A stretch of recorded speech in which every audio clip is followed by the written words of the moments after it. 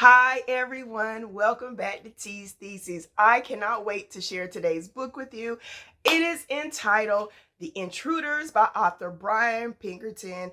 And The Intruders is a classic twist on movies like The Pod People and The Invasion of the Body Snatchers.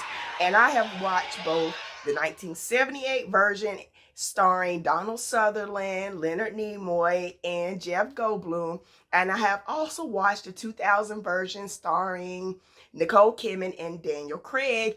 And I watched these movies over and over endlessly. So when I saw this book online, I knew I had to have a copy. However, in The Intruders, Pinkerton kind of throws in a little twist that doesn't necessarily follow along the same plot lines of his predecessors.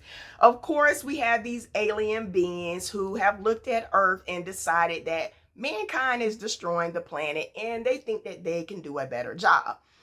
But in Pinkerton's version, the aliens, how they take over is a bit unnerving. And I know you're probably thinking, aliens are taking over the planet and they are replacing our bodies. How much unnerving can it get? Well, it does. But before I get into how exactly unnerving it is, let me tell you a little bit about the story. So in The Intruders, we meet a man by the name of Greg Gary. And Greg has recently returned home from a business trip to find his wife, young daughter, and infant son missing. And at first, their disappearances don't appear to be that strange because Greg and Janie have been arguing a lot lately because he has gotten a raise in his position at his job, and his position now requires him to travel more, and Janie doesn't like it. Janie doesn't like the fact that he's gone all the time, and she's left at home to tend to the house and the children. So, of course, the disappearances don't seem too strange. But he sees that she's left her purse at the house. So he gets on the phone and he calls her mother and best friend, and neither of them have heard from her. And so Greg becomes a bit worried and he gets on the phone and he calls the police, and the police come out to the house. But of course, they're not too worried. They're thinking, you've been fighting. She'll come home soon. However, she doesn't come home soon, and he begins to make frequent visits to the police station to see if they have any updates. And while he's there, he runs into a woman by the name of Susan, and he finds out that Susan's brother has been missing as well. And the police, they don't really seem concerned with the fact that Susan's brother is missing either, because he's known to go off on benders. However, even though her brother does disappear from time to time, he makes an effort to reach out to Susan, and his disappearance is unusual. So she and Greg, they decide that the police don't care. Maybe we can put our minds together and see if there's anything going on relatable to his wife and family being missing and her brother being missing. And as the story progresses, they eventually find out that their family members aren't the only ones that have gone missing. In fact, the whole campsite of people have disappeared. But just as they believe that they're on to something, the people at the campsite reappear. And Susan's brother ends up showing back up as well. The police find her brother wandering around and they call her to alert her of his reappearance. However, when Susan gets to the police station, her brother's acting strange. And when she asks him questions of how he's doing, he gives her this robotic response of, "I'm fine." And when she asks him where he's been, he responds with, "Just around." So Susan's like, "My brother's acting strange and he probably needs to go get some medical attention." But he tells her no. He emphatically tells her, "I'm not going to the hospital. Just take me home." However, when she gets him home, he refuses to allow her in the house, which at this point I'm thinking is fine, right? Your brother's acting crazy. You don't need to go inside. And although Susan's brother has returned, he's acting strange. And Greg's family, they're still missing. So the two of them decide that they're going to still continue this investigation. And as Greg begins to do more investigation within the story, he goes outside one day and he sees this mound of dirt with these yellow pods inside. And he pokes at him a little bit and these bugs fly out and he runs into the house. And he begins to do a little investigation online into these pods, and he cannot find anything that looks like them. So he thinks this is not a coincidence. And he takes the information to Susan, but she kind of blows him off. So he does a little bit more investigation on his own, and he goes to Susan's brother's house, and he sees that there are pods there.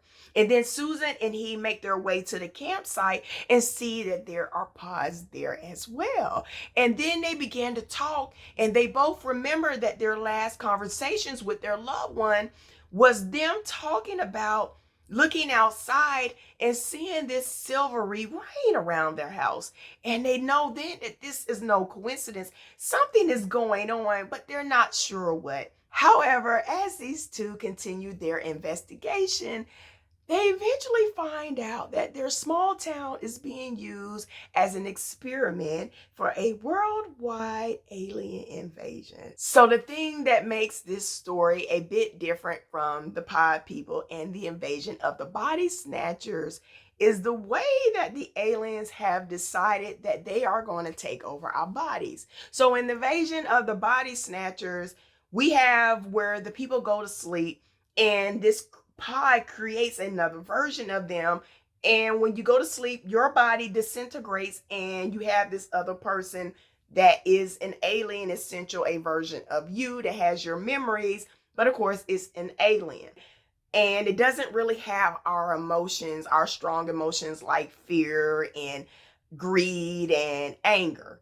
And in this story, it's kind of still the same way. The aliens do not have our overly overt emotions. However, the way they take over our bodies is these pods that are in the ground, they are housing these bugs. These bugs live within these pods. And once they reach the size of maturity, they burst forth out of these pods and they attack the area where they're at. So if you're within your house, anybody in that house is going to be attacked by this swarm of bugs. And the bugs enter your orifices. They go into your mouth, into your nose, and they go within inside of you, and they release your spirit out of your body. They leave this empty casing for the aliens to be put inside of you. But unfortunately, because they are just going within inside of you and removing what's inside, you're not dead. So your spirit or your aura is left trapped within the home, the dwelling where you were at when this occurred. And so you're left there floating about. However, you're not able to communicate with anybody and you're just stuck. So there's a point in the story where Greg is at home by himself, and he's turning all the lights out, and he keeps seeing these flickering images. And at first, it's scaring him. But eventually, he finds out that this is his family floating around. Unfortunately, his wife cannot communicate with him. So I'm thinking, like, come on, aliens. I understand that you think we're destroying the planet. And, you think that you could do a better job, that mankind is flawed. But come on now, have some heart. My spirit is just floating around. I can't communicate. I'm stuck in this dwelling.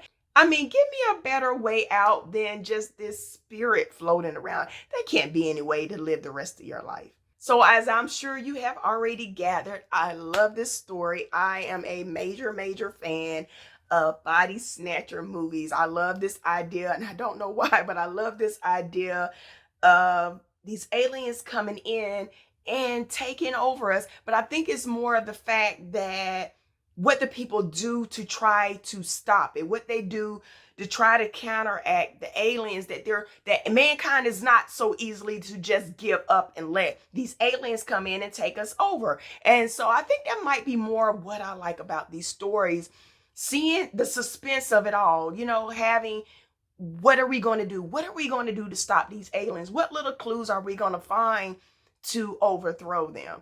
So I did love The Intruders, and I gave it 5 stars. I didn't like the ending, but that's not anything that goes against the author. I, at some point, sometimes want things to work out, let the aliens stay on their planet, or let us find some kind of way to come to a compromise where we're going to do a better job. Give us a chance. Don't just take us over. Go talk to the president like they do in the other movies. and try to talk them into doing better. Give us an idea of what we can do better and stop the destruction of our planet. I think that will work out better. I don't want you snatching my body and having my spirit floating around in the air. That's not what I want. So as I said, I gave it 5 stars. I did enjoy reading it, and maybe this might become one of those books that I keep reading over and over again, just like I do with the movies. So if you are looking for a great read about alien invasions and what mankind does to try to thwart their invasion of our planet, then I suggest you pick up a copy of The Intruders. I love the book. So that concludes today's video, and until next time, you guys take care, stay safe, and try to do something nice for a stranger so we can do our part to make this world a better place.